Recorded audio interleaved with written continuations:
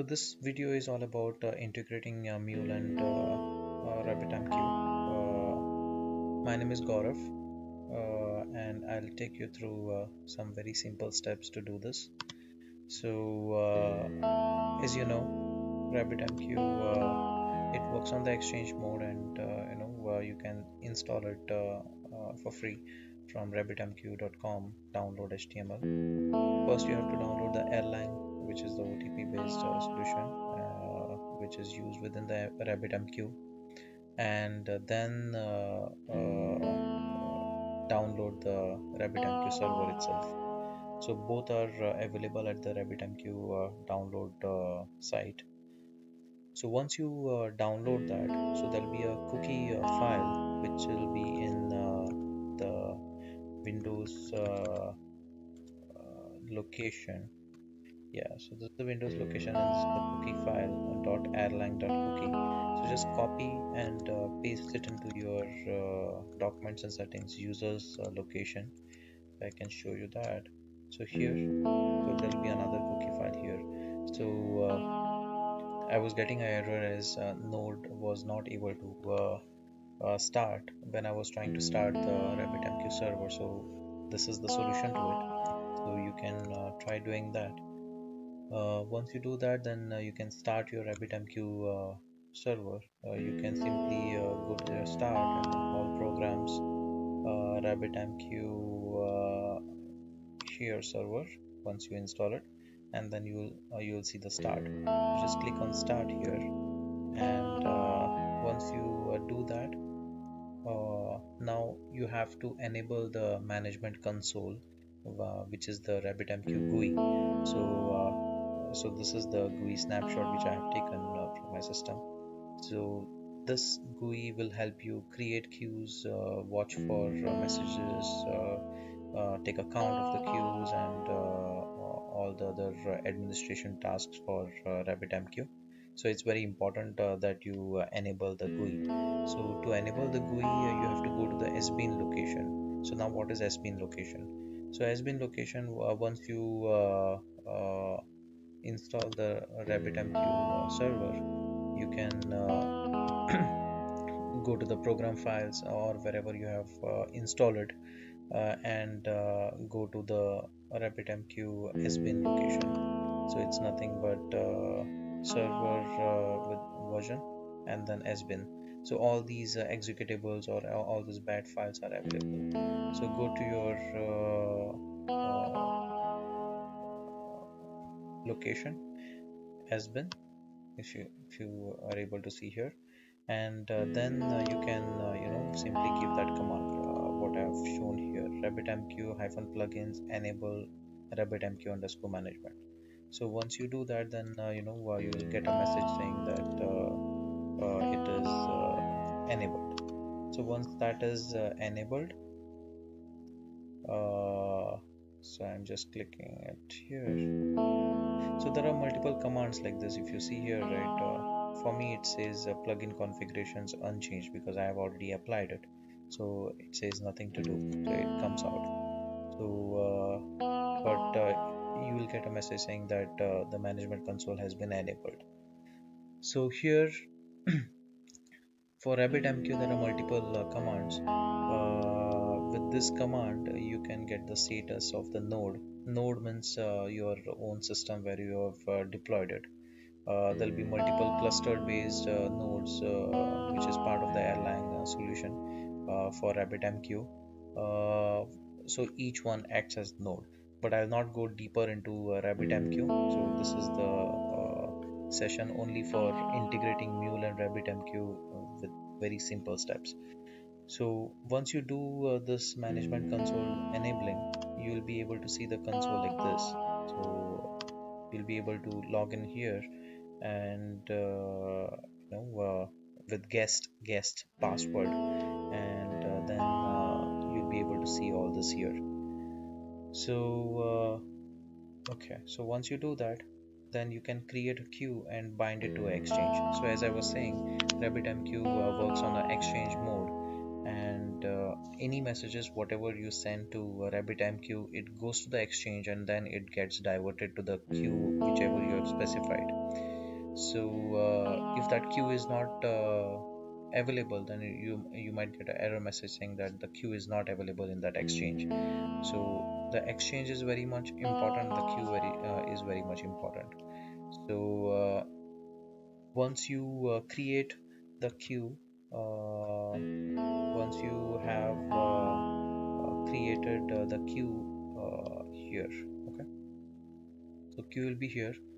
Once you create that, then you have to go to the binding section of that and then bind it to the exchange. So I have bound it to the AMQ.direct exchange.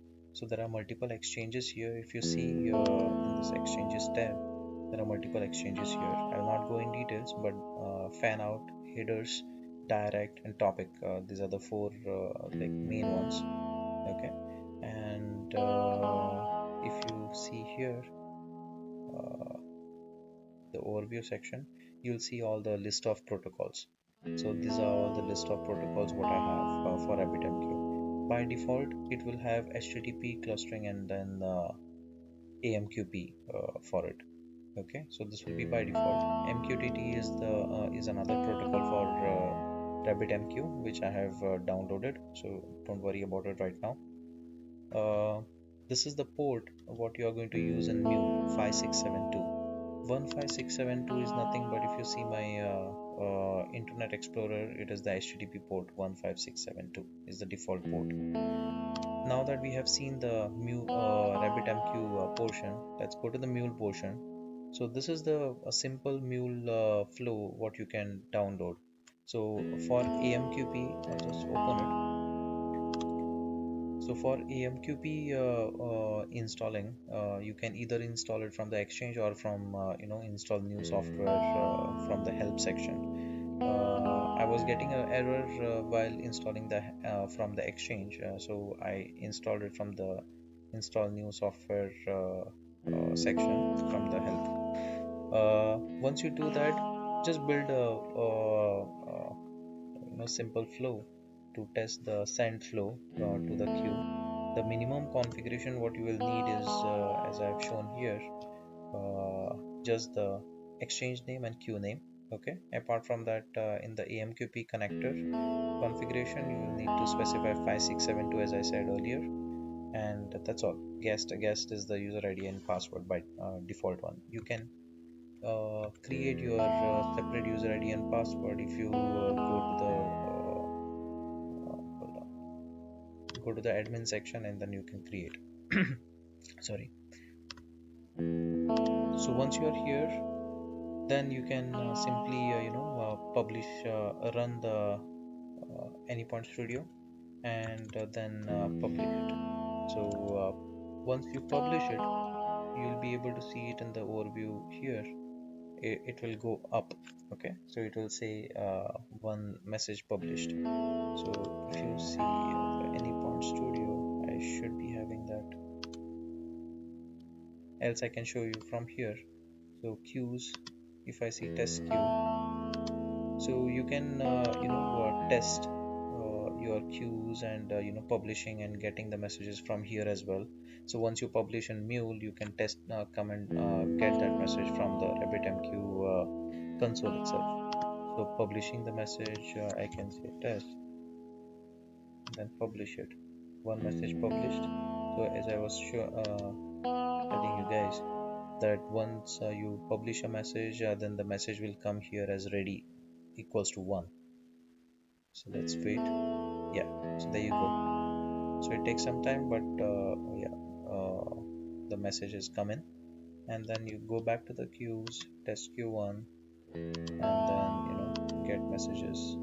So here there is a simple requeuing thing. So if you get message when the requeue is equal to yes, then the same message will get requeued. You don't have to publish it again. So let's do the yes, sorry, no, and then you get that message.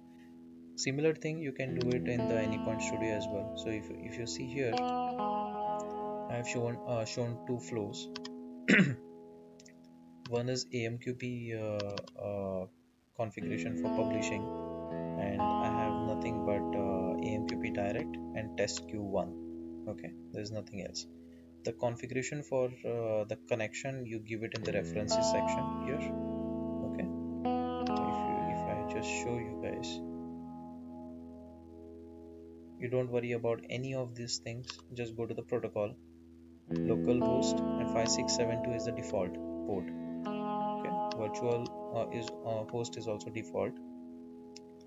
Guest and guest is the user ID, password, and nothing else. Okay, so just click on OK, and you should be good to go for the publishing. For the subscribing portion, on the other hand, it's a very similar thing. Exchange name should be same for the publishing and subscribing, and queue name should be same for publishing and subscribing, if you want to get the same messages. So just one single connector. Okay, very simple to code, and you should find that message here. So I'm just kind of logging that particular message back. So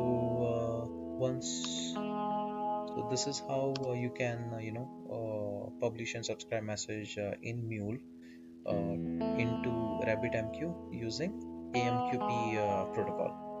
So that is done via the AMQP connector within the Anypoint Studio. So this is gone through.